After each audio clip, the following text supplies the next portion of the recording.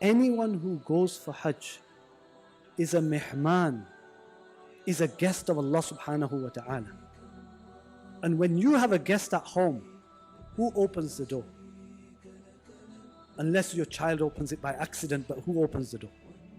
You decide whether to open the door. Sometimes somebody knocks on the door and you look at the camera. Now you've got camera and you've got, oh, I don't want him to come in.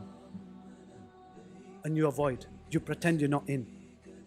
You know these Tabligh Jamaat people, sometimes they come and you send your son and you say, just tell him dad's not in.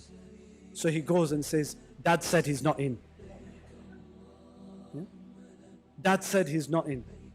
So it's like that, you know, we decide when somebody comes to our house, we decide whether we let somebody in or not. We decide whether somebody is going to be our guest or not.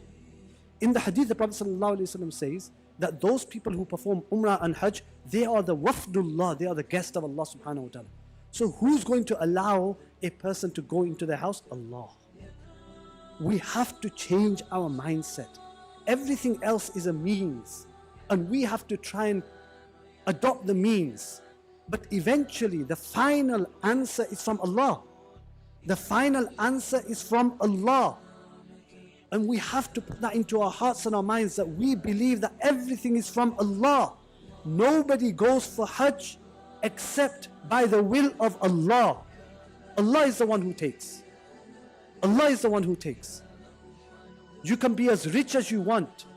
You can be as close as you want.